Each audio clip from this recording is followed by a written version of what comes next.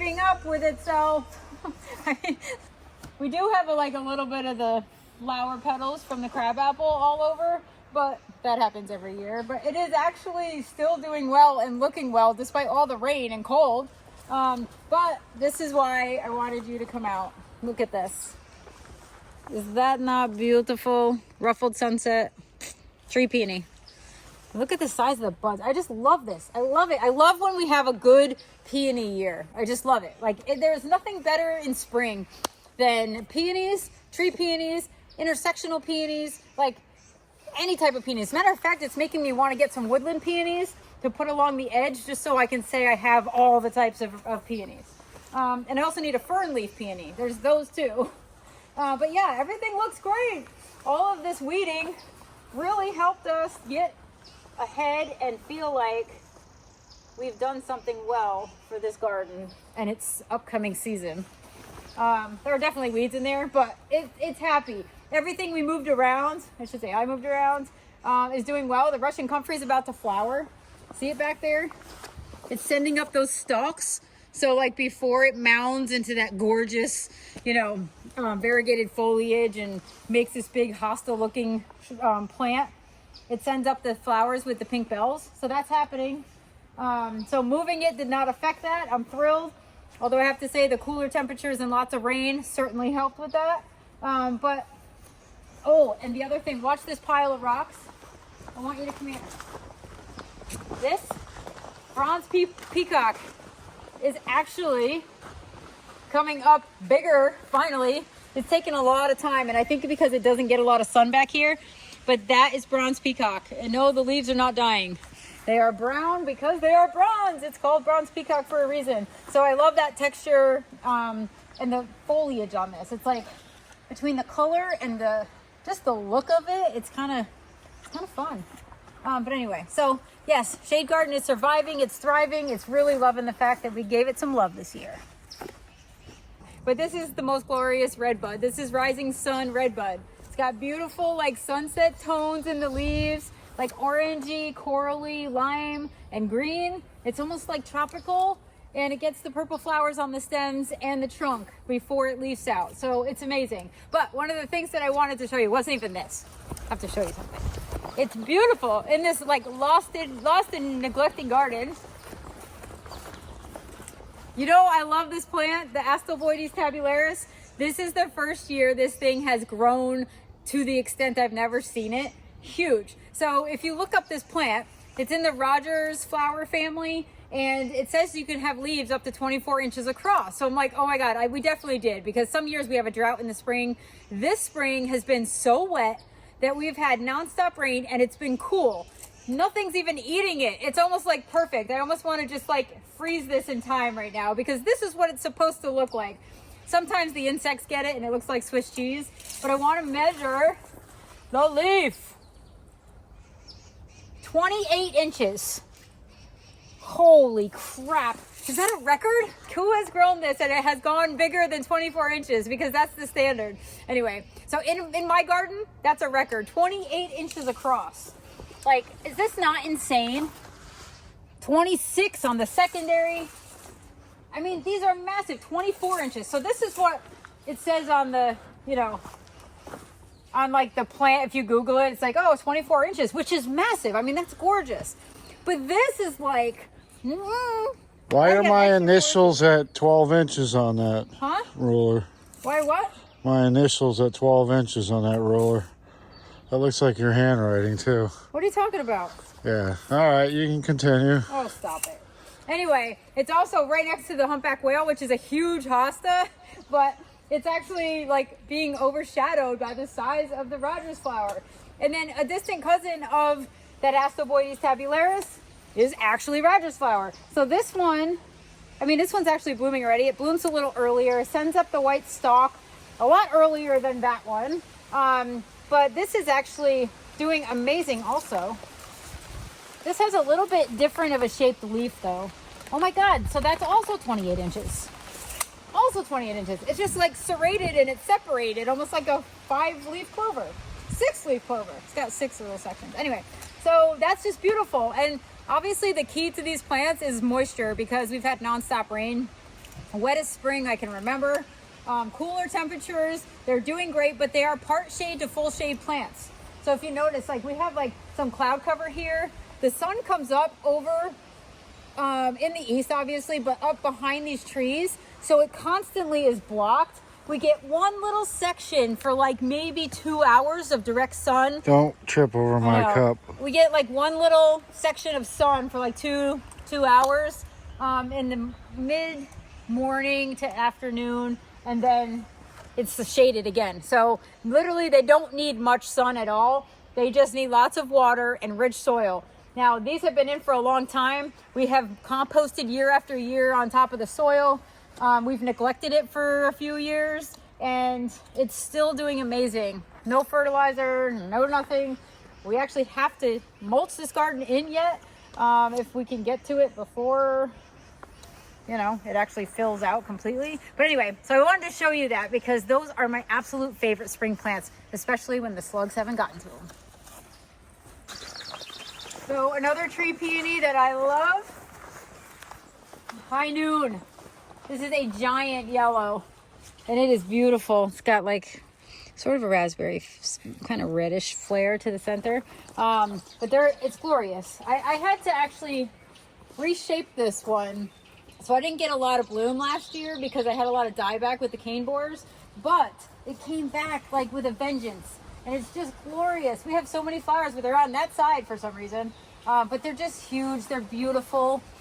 Oh, they smell so good. They're like a little citrusy, a little funeral home-ish.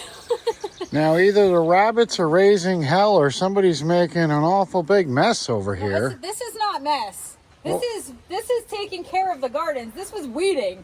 Actually, what we need is to get these off the lawn before all this. We have a bunch of yellow spots. Yeah. Have a hard enough time with the urine spots. Oh, from Zoe? Yeah. Looks like you've been doing a lot of work on the sun garden this year. Yeah. I mean, we started this. I still haven't been back to it, but it's happy.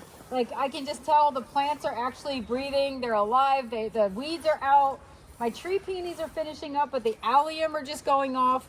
And I was able to take out and dig the clumps that didn't bloom this year. So that is one good thing. The euphorbia looks great. And I put these in as plugs. I added a whole bunch, and I'm glad I did because I love this reddish border. I'm going to actually put more in on that side over there, just so this has like a nice cohesive front edge. But yeah, everything else looking good. Happy with the rain. Viburnum, super happy.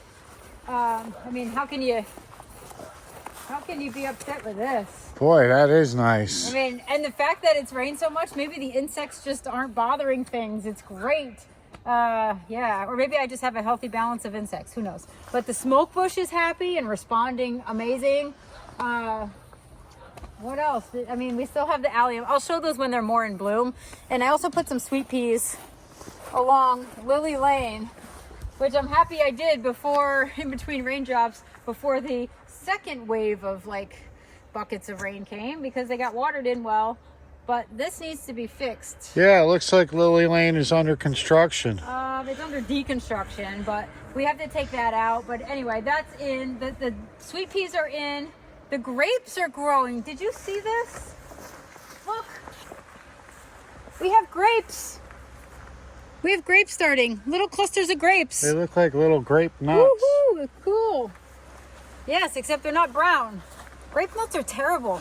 If you ever eat grape nuts, you have to let that stuff sit in milk for like at least 20 minutes before you can actually not break a tooth. It's really terrible when you leave the grape nuts soaking in the milk all day long. Yes, I've done that. And then you have to wash the bowl. That's really... Yes, it's horrible. When it's horrific.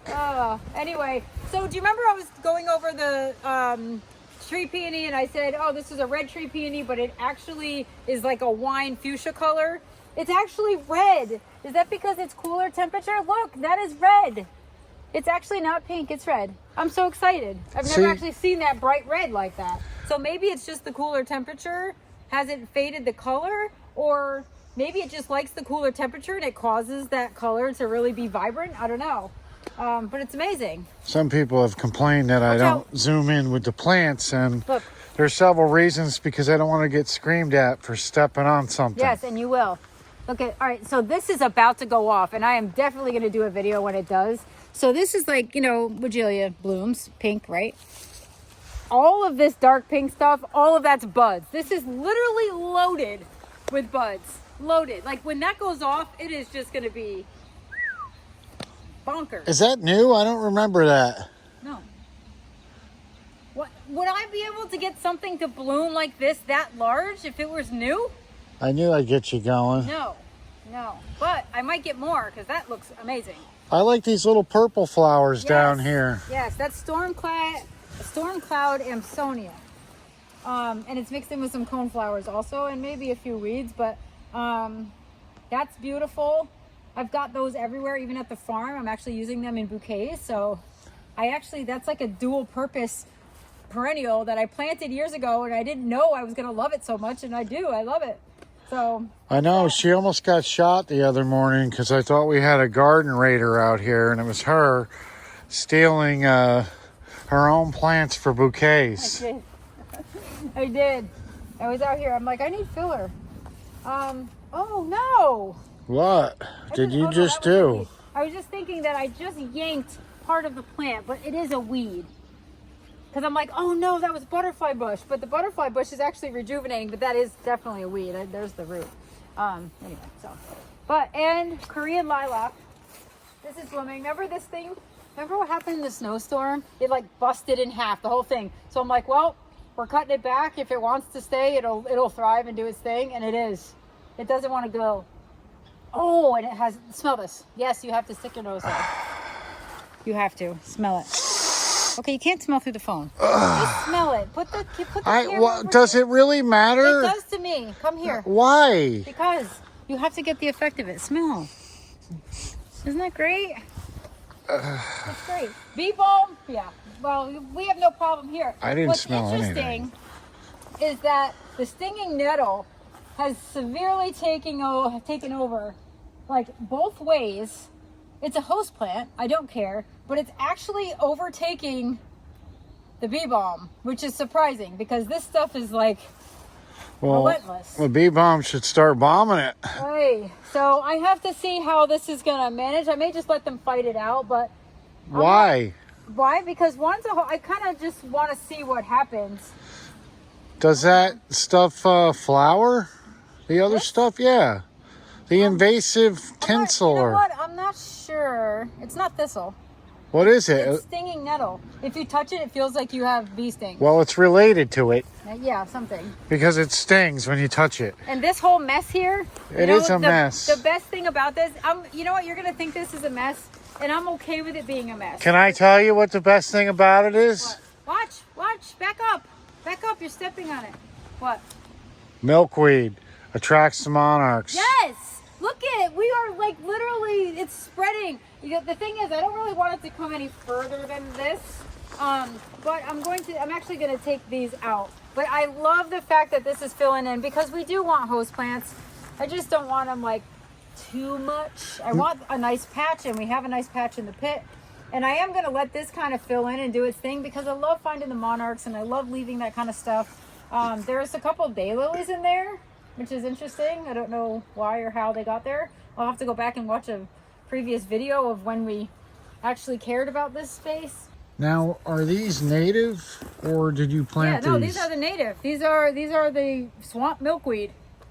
That's what they were actually in the pit. I brought a few up here and they have just happily seeded because we didn't really take the seeds out. Like I collected some seeds, but obviously they're on those little fuzzy things, almost like dandelion seeds, where they just float on the breeze or they just like, you know, fall off and they're in the ground and then they sprout. I'm not upset about this at all. I love the fact that this could be my little pollinator garden. I am leaving more violets and we planted lilac, spice bush. Like we have a lot of native stuff. The problem is some of the natives tend to take over and they're a little invasive, even though that's a bad term. It's a good thing for helping out pollinators and like monarchs and that sort of thing. But you know, to manage it, it will sort of get out of control if you don't kind of look at the fact that like there's 3, 4, or 5 over here that are trying to creep in here. And I just want to take those and move them back. Like you do have to manage it a little bit if you have a space that you want to be pretty particular about. But I'm leaving like violets. These are also, you know, they're just the generic purple violets. I've been leaving those in sections. I actually, in the throwaway garden to the left of the shade garden, they mounded and they're just everywhere there. So I'm leaving them there. I'm taking them out of the patio garden because they do just make a mess in there. And I'll leave them here because they can battle it out with the others. We used to play with milkweed when we were kids. They would get really dry and you would have the little parachute seed guys. Yeah, isn't it funny? Like, I love that nature created like a way for the wind to carry seed and keep it going. I just wish they did that for prettier things. Like, this is beneficial, so it's great, but I do wish it was a little easier. Like some plants, I just wish it was a little easier for them to like spread, where you didn't have to buy the pot and plant it. You could just let Mother Nature do its thing. And I guess if you leave the seed unchecked and you leave the seed heads on everything, that may happen, but this is very aggressive, as is the stinging nettle and the bee balm. So if you do leave them and the violets, they will sort of take over. If you pick them too early and try to get the seeds early, they are milky. That's where probably the milkweed comes from. Flowers smell great. They smell amazing. Have you ever smelled milkweed flower? Like when it's in flower, the pinkish lavender flower? When this is in flower, we're definitely coming out here and you're sticking your nose on one because they smell great. Like they actually have a decent smell. Pretty. Well, when I was smaller, I found one and it must have been lactating because it had boobs. What? Yeah. Is there such a thing as a breast milkweed plant or no? No, that's a very distasteful joke. What do you mean? I don't like that joke. It's not funny. It's a little funny. It's a little funny. Come on. It's not funny. Sometimes you just make me shake my head. Anyway, we're out in the garden enjoying things, talking about how the benefits of these plants are helping the ecosystems, and you're talking about lactating boobs. It was a breast milk feeding weeding joke. No. Yes, that's all it was. It has nothing to do with breasts. And it was funny. Well, you can't do the joke without the breast, in a sense. Yes. But are you done? You got it. Breast isn't a bad word. You can say it in the supermarket when you buy chicken. I didn't say anything about that. I just said you were on a totally different track, as always, than I am when I'm talking about plants in the garden. It was a good joke. It was fine. It was a great joke. Oh, yes. Look at the tree sparrow. Look. Where? Oh. Right on the house. They got babies in there. Oh my God! Do you want to be a nosy neighbor? No. The bluebirds, the babies are in there. They're feathered up now, like they're a little older. I feel bad. What a cold week for the mamas to try to like keep their young warm. But they're in there. I'm gonna show them to you. Hi, buddy. I thought you didn't like him. You know what? They used to dive at me when I would walk by. You know, I think it's instinctual. Obviously, they don't want you near the nest. But this one is all right. It knows I probably am more interested in taking pictures than I am getting your nest. That, or he's afraid you're going to raise the rent. Yeah. Well, he got prime location. I know. The bluebirds chose the little Section 8 housing over there. Yeah. He's got the nice little condo there. Yeah, ain't nothing getting in that one. No. And you know what's weird? The bluebirds had a nest in there, and I think they took it over because I had cleaned out that birdhouse beyond the vegetable garden, and it was empty, and the bluebirds had a nest in there. And then now they're in that, and the bluebirds over there. Oh, look, the mom is on the birdhouse behind the vegetable garden. See it? I do. Yeah. So she's feeding. So those babies are older. And then we have a bird on our front porch, like above our light. And it's so horrible because every time I walk out the door, I forget that she's there, and she flies off. And she's trying to like keep her eggs warm. But it's like she hasn't discovered that we've gone in and out of that door a million times. And maybe you wouldn't want to build a nest there, but it's not a bird that typically like nests around us. Or if they do it like inconspicuous where I don't know. So it's not one that I've ever seen, but I did leave the Christmas pine branch above our lanterns. One fell off and one is there, and she just used the pine branch to build her nest. So it's kind of cute. Like, see, neglect actually paid off. It rewarded me with birds. She has cute little brown speckled eggs, a ton of them, like 6 or 7 of them. It's not going to be cute when they all start defecating over the bird nest onto my siding. That is kind of true. I'm not sure how clean they are, but I'm sure it's going to be kind of gross. I can't even turn on the light because I'm afraid I'm going to have poached eggs out on the porch. Actually, this week she probably would have appreciated the warmth. Anyway, so that's that. Things are happening. I finally found my edger, and so I am going to get this rock border done. I'm going to get things filled in and planted. We'll do another garden tour with like a full home garden tour coming up. I'm going to aim to do this like before June 15th. That gives me 2 weeks to kind of get my edges cleaned up, get the holes filled in, move or divide, which I think it's too late now because next week it's going to be warm finally and no rain for a week. So they say. And that's I think why we'll be fine with no rain for like 30 days because we are literally dripping wet. And that's why we're off to spray plants tonight. Yes, we have to do yeah, look, it's beautiful. Yes. Holy cow. It's blue sky. We actually went 2 weeks without spraying because it's just been raining. Yeah, so we it's can't been worthless. spray. Like it rains overnight, literally nonstop. So we got lucky. All right, well, let's get it over with then. Yeah, let's go spray. Can't wait to smell that. Mmm.